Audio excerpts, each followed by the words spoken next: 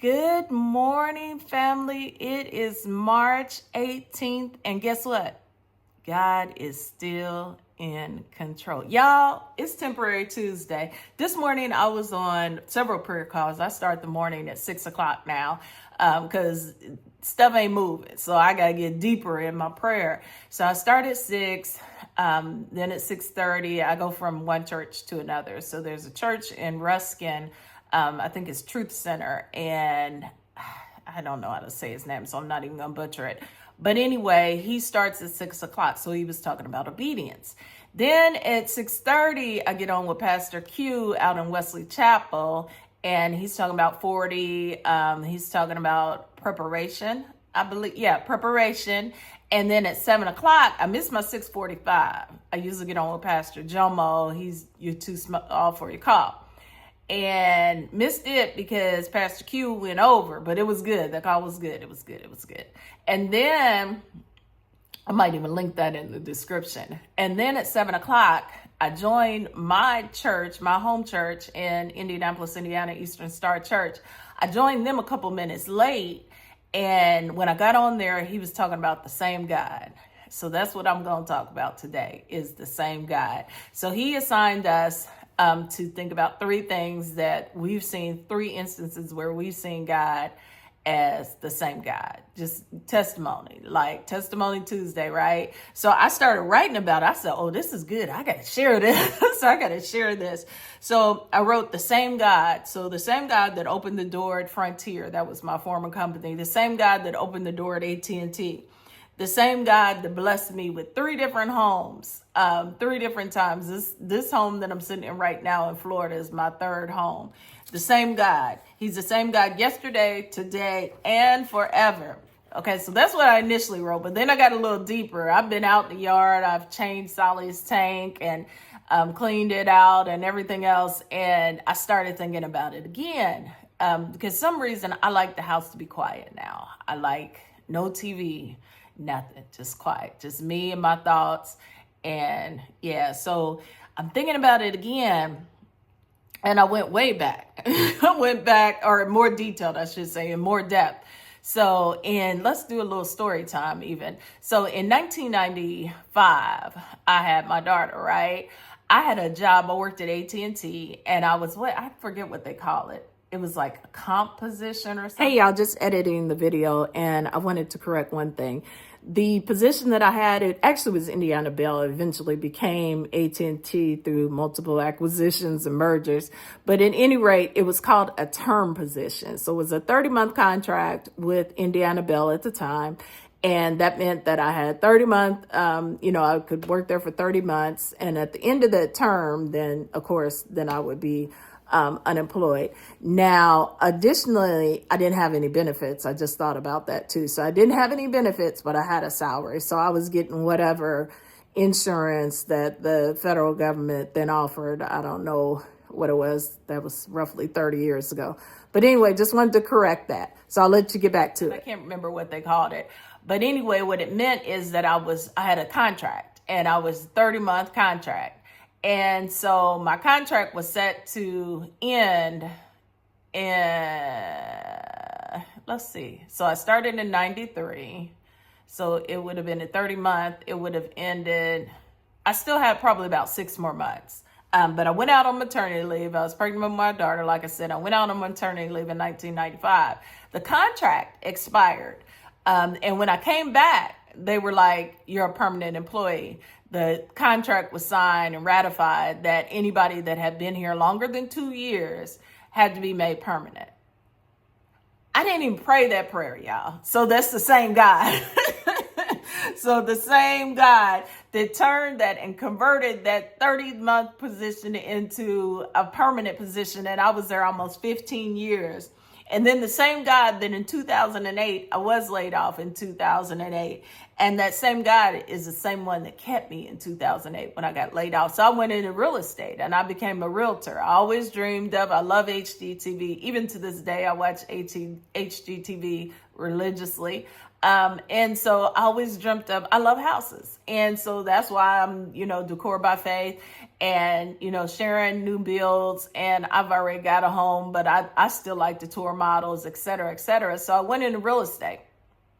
And I was successful, even though that was during the crash, right? So I've got a newspaper clipping I just saw when I was looking for something else in the garage, where I had a home that was for sale for $450,000. And that back then, that was a lot of money. So that would be about 1.5 now, right? And I sold it. I remember I sold it to a Menards, their daughter. They bought their daughter for her 21st birthday. A $450,000 house, cash. Okay. So I was very successful, when I was a realtor. I also got to be on HGTV. So, my dream, I got to be on HGTV. I've got 2 of the discs. I got to find something to play those on. But, so I was on HGTV on My House is Worth What? 2 times. So those things wouldn't have been possible if I was at AT&T. So the same God, right? So the same God, again, in 2014, I worked at an employer, and I called that my job to eat, right? Because my son, I think he was an adult. He had moved out, but my daughter and I, we had an apartment. It was a little apartment. I was miserable that whole year. Miserable. Didn't realize how miserable I was because I had moved from a home, a 4,100 square foot home, and downsized to an apartment. And I had 2 couches. So I had 2 couches in this living room. It was dark. And if you know me, dark makes me want to sleep. I won't get up. That's what I did yesterday. I let myself just stay in the bed all day. I won't get up. I won't. I like dark, but I don't like a lot of light. It's funny. I like natural light. Anyway, so in that apartment, and I was just miserable. So I got this job, and as I said, I called it my to eat. They told me that in 3 months that I would be promoted. So at AT&T, I had worked my way up. So I started off, I was an operator, and I worked my way up. I was a marketing manager when I got laid off, and went to school, had great success there. I've got 2 of the awards out in the garage. Again, I was looking for something else and finding everything but that. Ain't that how that happens? And so anyway, so I was going, there because one of my former coworkers, she actually worked at AT&T, and she had told me, girl, come here, you'll love it. They'll promote you, da, da, da. So I talk to the VP, and she was a former, worked at AT&T too. Yes, in 3 months we'll promote you. Just need you to learn the ropes and what the reps go through on a daily basis. Okay, I humble myself for 3 months. Yeah. That 3 months turned into 2 years. I interviewed. They did not select me. They would never give me feedback specifically on what I needed to work on. And it was good. It was good because that wasn't the place for me. And so at one point I had got another job. I was so happy because I used to take my letter of resignation. I would write it every month and change the date on every month because I was believing God. I was looking for a job. I was believing God. And so what I did was most of my day I spent looking for a job. The other half, I would make sure I hit my KPI. Don't do that. Don't do like me. But anyway, so it was a sales role, and I had okay success. I'll say that. And so anyway, they had moved me to another team. And when they moved me to the other team, they moved me to a different market. Well, I had relationships in my old market, so I'm starting from the ground up. So they put me on a performance improvement plan. I want to say in May of 2014. It may have been April of 2014. In May of 2014, I was gone. And it was crazy because I was stressed because, okay, how am I going to pay rent? Because now I had moved from that little apartment. Now I got a townhome. Beautiful townhome. That's probably one of my favorite places that I've lived. And how am I going to pay my rent now? Because my rent check had actually just bounced. Because that job, it was like, I want to say $15 an hour. And my rent was $1,300. So I had to hit commission. If I didn't hit commission, I couldn't pay my bills. And so anyway, they terminated me. I got fired. And I don't get fired. Let me just say that I do not get fired. And so when they did it, at first I was distraught, and then I thought about it. I was like, girl, you hated that place. Like, you had to drag yourself in there on a daily basis, because I was making outbound calls, and you had to make 60 calls a day to people that had advertised in the newspaper at one point. So they didn't technically have an account. I've worked in sales organizations where the customer is the billing customer. These people didn't technically have an account, but you're calling them month over month over month to see if they need to advertise over month over month over month. Business model didn't make sense. And it was for recruitment advertising, right? So I'm strategic, as I shared yesterday. And so I'm thinking, okay, well, why don't we call businesses that we actually know are hiring? Why don't we target those? If we hear that they're building a hospital, guess what? They're going to need employees for that hospital. So why don't we reach out and find the hiring manager, the staff there, and work together with them? I was on LinkedIn. I'd be on LinkedIn looking for things, like calling these people. One customer that I had in my module, they were actually a residence. And they had a garage. He was a mechanic in his garage, and he needed somebody to help. And he ran an ad one time, and I would have to call him every month. So, not speaking disparagingly, but that business model did not work, obviously, because we don't see a lot or hear a lot about Career Builder. They are actually still up. I went out there, and they are actually still up, which shocked me. Some of y'all might not even know what Career Builder is, but their business model was archaic. And then the newspaper, who knows the last time I've looked at a newspaper. So anyway, 2014, I got fired. But guess what? He kept me. So didn't miss a beat. Called my landlord and told my landlord, what was going on. My rent check had bounced. That was June. So I owed May, June, and then they denied my unemployment. So I didn't get unemployment until July. So for 3 months, but never missed a beat. I ate, I gained weight. I had a routine every day, and I just trust God. God provided manna. He gave me everything that I needed. I had people that would fill my tank up. One girl filled my tank up. And I won't say that because I don't like to say I don't like somebody, but you know how not everybody is your cup of tea, right? So we didn't jail bro, but I knew her. And I was saying, about being unemployed. We were over one of our mutual friends' house, and she was like, meet me tomorrow at the gas station. I'll fill your tank up. That's the kind of thing that God was doing during that time frame. So from May, I want to say about the 14th or somewhere in that area, until July, God was blessing me. So I found another job, right? Found another job. I was so humbled during that time frame. Found another job. I'm working this job, and it was traveling though. And so what I did was, I can motivate anybody, right? So my role was to go to these stores, and they were basically vendors or third party. They resold, it was alternate channels. So they resold the product. I'm trying not to just give the company name, but they resold the product for this specific cable provider. And so what I would do is, just accountable for their sales. I would train them. I would make sure that they had the resources that they need. I would run contests. That's my kind of thing. Like, that's my MO. However, I had a micromanager, and y'all, I don't do well with micromanagers. I don't think anybody does.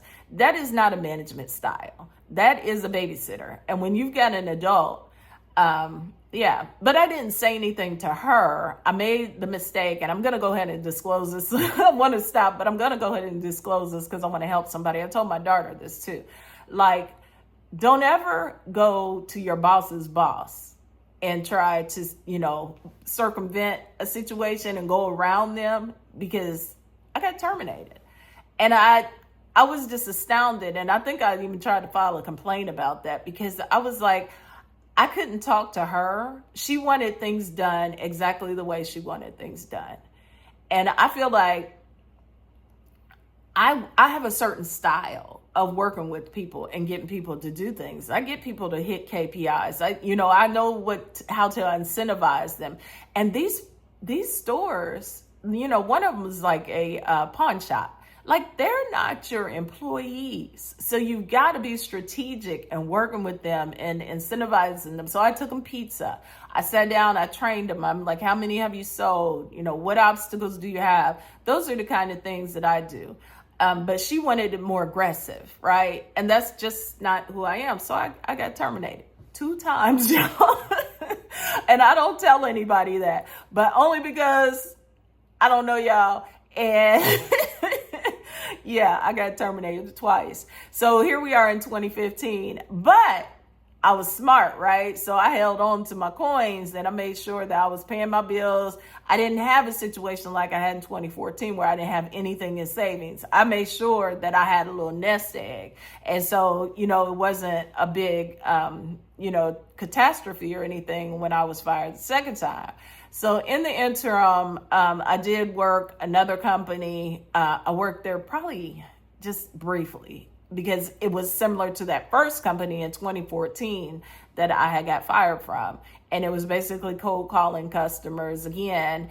And I know that's not for me. That's not for me. I can sell, but I'm a relationship person. I'm not transactional. I can't take, and just give me. That's not me. I'm going to sit down. I'm going to, get to know the customer, what they need, how they need it, and those type of things. So I always joke and I say that I'm a salesperson with a conscience because I can't just sell somebody something that they don't need. I just can't. And I don't encourage that as a leader either. So anyway, we're in 2015, right? So I got fired again. But guess what, y'all? The same guy that kept me in 2014 and 2008 and 1995, the same guy was still there with me. So a couple doors open for me. I worked some contract roles. I worked at Windstream. They loved me. Their VP flew in. I was in Indiana then. And their VP flew in. I think they're in Arkansas, if I'm not mistaken. He flew in just to meet me. And we went to Starbucks because everybody loved me.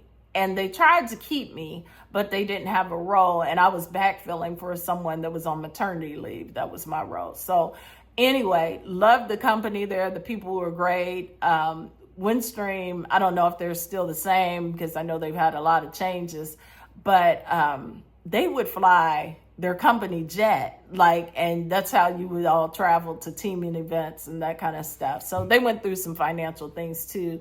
So anyway, so I was there roughly about 6 months, right? But the same guy, the same guy. So then he showed up again for me, and I was looking for a role.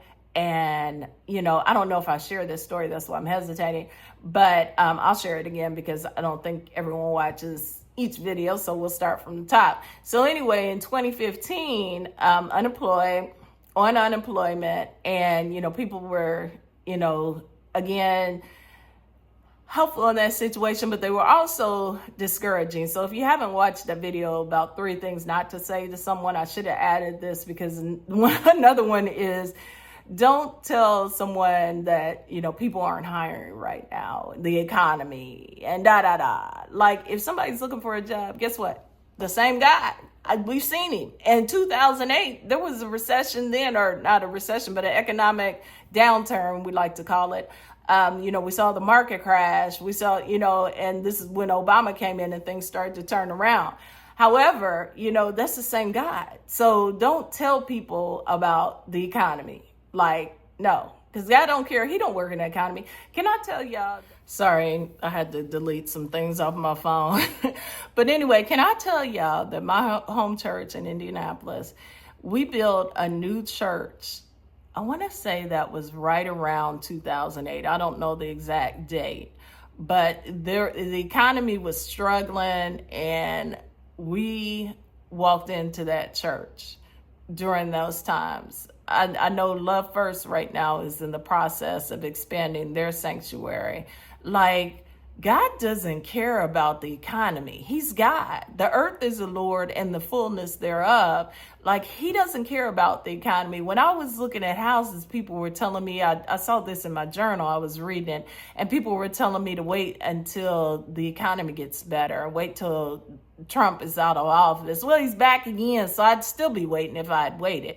Like, don't let the economy, God does not operate like that. God will bless you in the midst of an economic downturn. I saw a video yesterday on Instagram, and I don't know, I didn't fact check it, but the men said that in the 30s, during the Great Depression, I think that was in the 30s, anyway, that African-American people prospered. We were able to go and buy Cadillacs cash.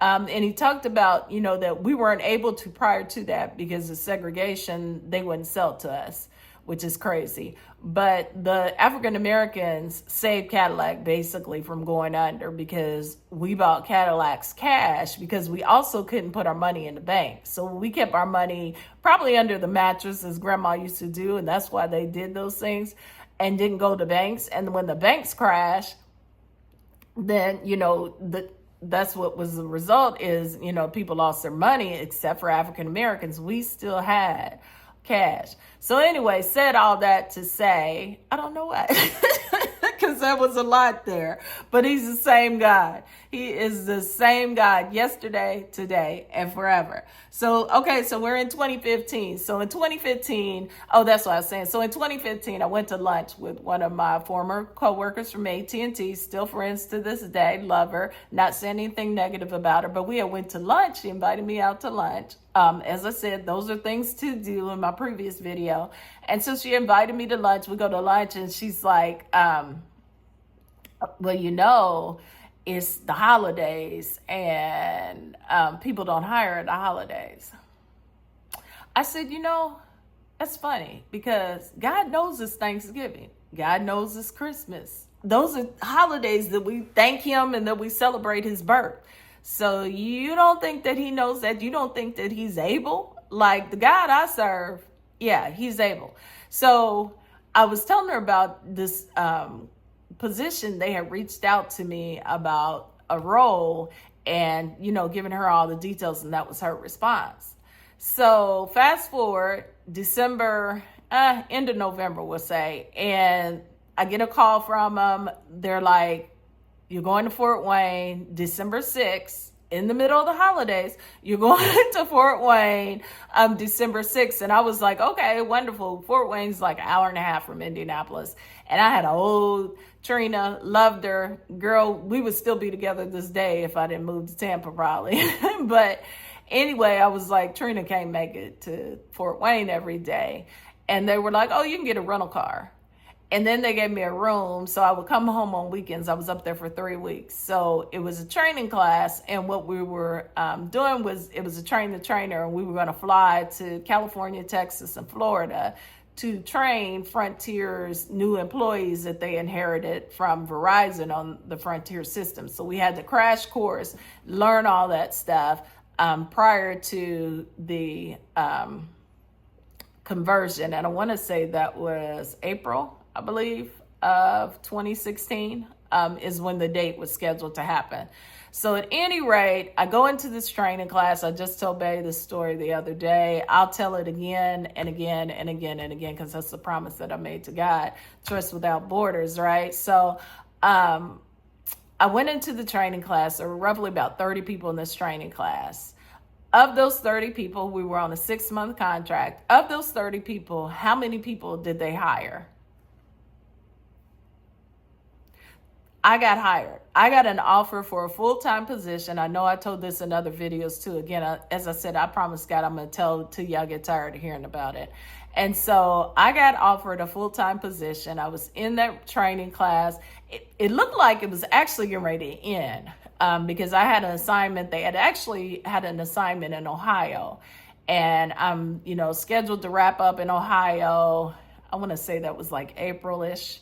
Somewhere in that time frame. And from there, I didn't have any other assignments. So I'm getting ready to go back to Indy. And I get a call from the manager over the trainers. And she was like, hey, we need you down in Tampa.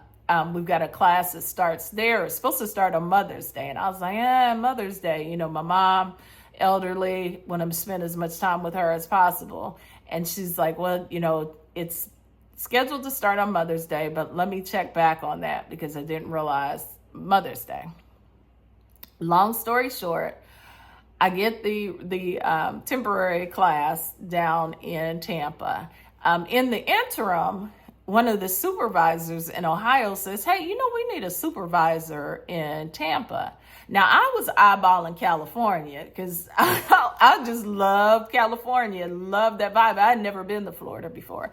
So I love the vibe in California, right? So I'm eyeballing California because I saw they had a supervisor role out there and I'd met the director out there. So, you know, I'm thinking, okay, I'm going to reach out to her, And so anyway, when he said that, I was like, oh, okay. And so he's like, I think you'd be good at it. He's like, I'm going to tell Dawn, that was the manager at the time. He's like, I'm going to tell her to come talk to you. She loves you, yada, yada. So I have a way of building relationships with people, as I said. That's just what I do. And it's just because I'm real, I'm down to earth, and I'm just me. I don't, you know, I'm just me. So anyway, so she comes, she tells me, long story short, I'm not in Tampa now. I'm outside of Tampa.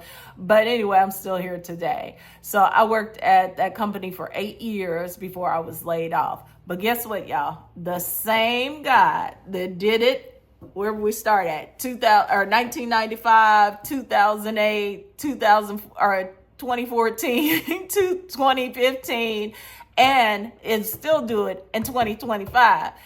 I know I serve the same God, and I know he'll open the door. Not tomorrow, today. That's what I'm expecting. So I hope this video encourages someone that's going through a layoff situation. I just wanted to get on and just tell you it's the same guy. Look at your resume and go back over your resume. That's what I did. I looked at the years and I just remembered, and I journaled. I actually journaled about what was going on, what happened. And that's why I'm so excited. Nobody's even called me for an interview, y'all. I just got a rejection letter. I think I got one earlier today. Can't remember from what company. But yeah, I did. And you know what? I'm still excited because I'm expecting him to show up. And I don't know exactly when, because it's in his time. It may not be today like I want it, but I know that he's making it happen. And I trust God. At the beginning and the end of the day, the same God that brought me through each one of those places will continue to bring us through each one of the places. Look back and watch him. The same God that brought the Israelites out, the same God that didn't deliver Daniel, the same God that delivered Meshach, them three Hebrew boys. It was getting caught up in my tongue. The same God that Jesus was out there on the cross. The same God. Y'all don't that make you happy? It makes me so excited. And I can't wait to share my testimony when he does it, when he delivers, when he opens the door. I can't wait to share it. I'm going to tell it until, again, y'all get tired of hearing. I'm going to talk about God. I'm going to talk about what he does and how he's done it for me. I know this channel is Decor by Faith, and you'll get a sprinkle of decor, but because I love God, everything I do is going to have him involved. So I've got to get back to decorating. I do have some projects. It's just that, finances kind of, dictate when you can bring on a project. So I hope that blessed you. I hope that blessed you to know the same God. Y'all be blessed. Remember, it's Temporary Tuesday, and the same God will do it again. Be blessed.